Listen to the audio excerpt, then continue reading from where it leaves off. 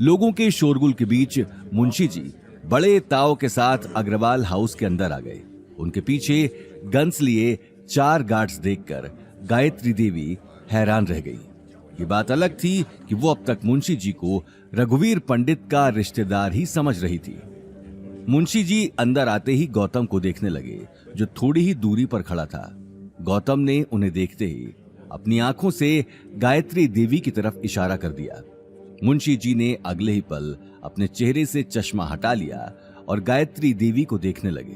Hello miss Gayatri ji, आपको आपकी पोती की सगाई के लिए बहुत बहुत शुभकामनाएं। ये सारे गिफ्ट जोधपुर के राठौड़ परिवार की तरफ से छोटा सा नजराना है। उम्मीद है आपको पसंद आया होगा। हमारे हुक्म ने खास मुझे इस पार्टी में भेजा है। राठौड़ परिवार का नाम सुनते ही गायत्री देवी हैरान रह गई। गायत्री देवी बिजनेस में एक्टिव होने की वजह से राठौड़ परिवार के बारे में अच्छे से जानती थी। जोधपुर के साथ साथ रघुवेंद्र राठौड़ का बिजनेस कई जगह फैला हुआ था और इस बात से पूरा जोधपुर वाकिफ था। लेकिन गायत्री देवी इतने बड़े आदमी का अपने घर पर आने का मतलब समझ नहीं पा रही थी। गायत्री देवी के साथ साथ रघुवीर और सिद्धार्थ का भी यही हाल था। वहीं दूसरी तरफ अवनी के दिमाग में कई तरह के सवाल चल रहे थे। रघुवीर भी देखते देखते मुंशी जी के पास जाकर खड़ा हो गया।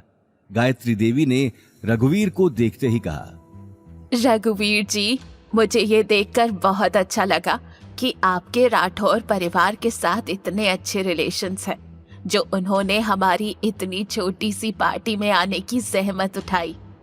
गायत्री देवी की बात सुनते ही रघुवीर एक पल के लिए सकपका गया और खिसियानी हंसी हंसते हुए मुंशी जी को देखने लगा। वो ये बात अच्छे से जानता था कि उसका राठौड़ परिवार से कोई लेना देना नहीं था, लेकिन गायत्री देवी के सामने ये बात कहकर वो अपनी बेइज्जती नहीं करवाना चाहता था। अपने पापा की पहचान देखकर सिद्धार्थ का सीना भी घमंड से चौड़ा हो गया। वो अगले ही पल गायत्री देवी के पास चला गया और उनके कान में फुसफुसाने लगा, दादी, मेरे पापा का तो सुमेर पैलेस में जाना होता ही रहता है।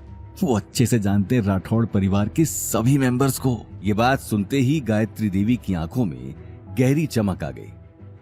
अरे वाह, ये तो मेरे लिए बहुत बड़ी बात है। शनाया की शादी के बाद तो राठौर फैमिली के साथ मेरा भी उठना बैठना हो जाएगा। सिद्धार्थ अपनी बात कहकर हॉल में रखे महंगे महंगे गिफ्ट्स देखने लगा।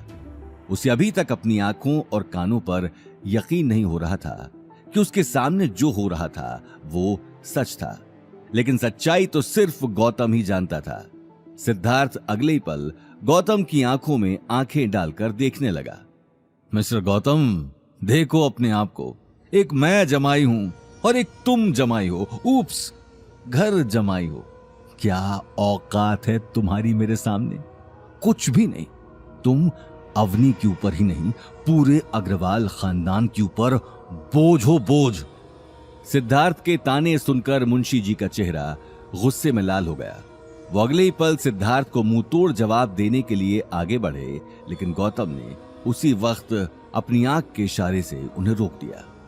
वहीं दूसरी तरफ सिद्धार्थ की बात सुनकर सभी जोर जोर से हंस रहे थे। ये देखकर अवनी की आंखें नम हो गईं। उसकी नम आंखों को देखते ही गौतम बिना कुछ कहे वहां से निकल गया। सिद्धार्थ एकटक उसे जाते हुए देखने लगा। पार्टी में एक के बाद एक इतना सब कुछ होने के बाद गायत्री देवी ने सभी को मुस्कुराते हुए कहा, ओके, तो अब बहुत हो गई बातें। इन सारी बातों की वजह से पार्टी का मजा खराब क्यों करें हम लोग।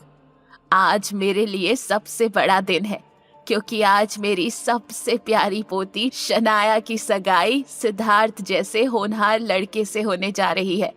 मैं चाहती हूँ कि आप सभी लोग इस खुशी के पल को एंजॉय करें। गायत्री देवी की बात सुनते ही सभी मुस्कुराते हुए उन्हें देखने लगे। एक ही पल में पार्टी का माहौल नॉर्मल हो गया। सिद्धार्थ भी अपनी झूठी शान के साथ लोगों के साथ मिलने जुलने में लग गया। वहीं मुंशी जी की नजरों में अभी तक सिद्धार्थ के लिए गुस्सा भरा हुआ था। वो अगले ही पल गौतम को ढूंढने लगे। तभी उनके पास गौतम का कॉल आ गया। जी हुकुम। मुंशी जी, जो नेकलेस मैंने अपनी के लिए खरीदा था वो आप लाए हैं ना? जी हुकुम, लाया हूँ। ठीक है, मैं पीछे वाले गेट के पास खड़ा हूँ, आप जल्दी आ जाइए और ध्यान रहे कोई देख ना ले। जी हुकुम, ये मुंशी अभी आया। आगे की कहानी जानने के लिए देखिए अगला एपिसोड सिर्फ पॉकेट एफएम के यूट्यूब चैनल पर और रॉयल वारिस के सारे एपिसोड्स को सुनने के लिए डिस्क्रिप्शन में दी लिंक से डाउनलोड करें पॉकेट एफएम ऐप।